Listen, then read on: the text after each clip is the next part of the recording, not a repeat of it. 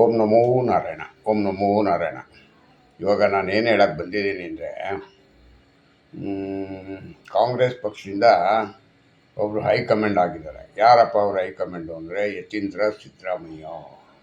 ಯತೀಂದ್ರ ಸಿದ್ದರಾಮಯ್ಯನೇ ಈಗ ಕಾಂಗ್ರೆಸ್ ರಾಜ್ಯದ ಹೈಕಮಾಂಡ್.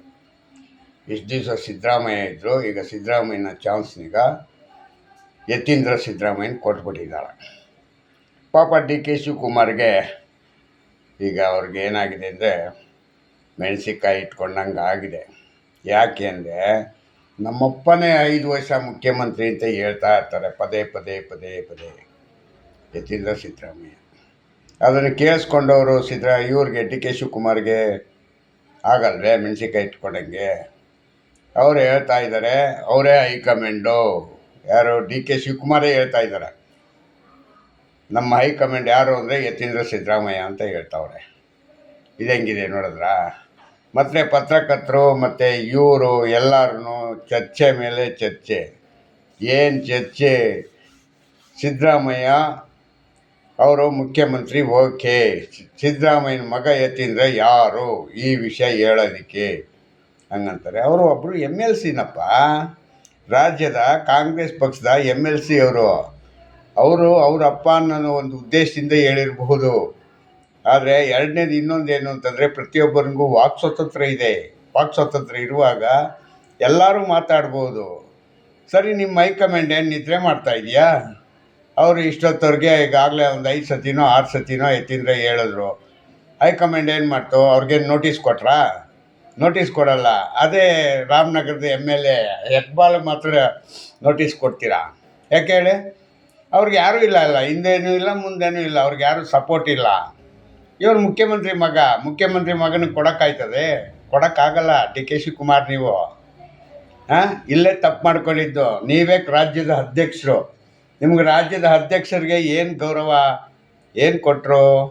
ಏನೂ ಇಲ್ಲ. ಇಷ್ಟೇ ನಿಮ್ಗಾಗಿರೋದು, ಆಯಿತಾ? ನಿಮಗೂ ಅವ್ರಿಗೂ ವ್ಯತ್ಯಾಸ ಏನಪ್ಪ ಅಂದರೆ, ರಾಜ್ಯ ಅಧ್ಯಕ್ಷರಿಗಿರ್ತಕ್ಕಂಥ ಗೌರವ ಯತೀಂದ್ರ ಸಿದ್ದರಾಮಯ್ಯನಿಗೆ ಇಲ್ಲ ಅಂದ್ಕೊಂಡಿದ್ವಿ. ಇಲ್ಲ, ಹಂಗಲ್ಲ ಈಗ. ಯಾಕೆ ಹೇಳಿ? ಯತೀಂದ್ರಗೆ ಜಾಸ್ತಿ ಇದೆ. ಯಾಕೆಂದರೆ ಮುಖ್ಯಮಂತ್ರಿ ಮಗ ಅನ್ನೋದರಿಂದ ಯತೀಂದ್ರ ಸಿದ್ದರಾಮಯ್ಯನಿಗೆ ಜಾಸ್ತಿ ಗೌರವ ಇದೆ.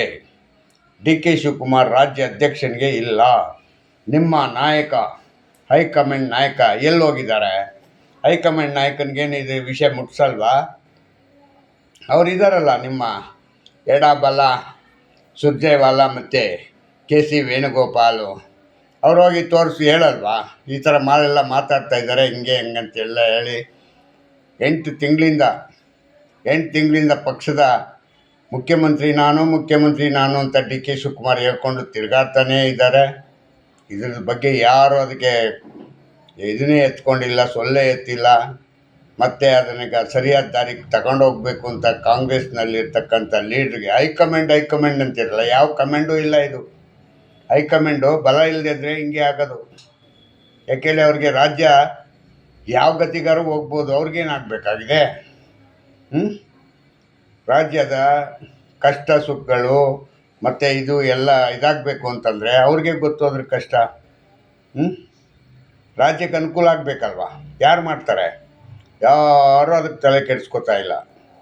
ಮತ್ತು ಇನ್ನು ನಾನು ಹೆಚ್ಚಿಗೆ ಹೇಳಲ್ಲ. ಈಗ ಸಾಕು, ಇವತ್ತೆಲ್ಲ 3 ನಿಮಿಷ 4 ನಿಮಿಷ ವಿಷಯ ಹೇಳ್ತಾ ಇರ್ತೀನಿ.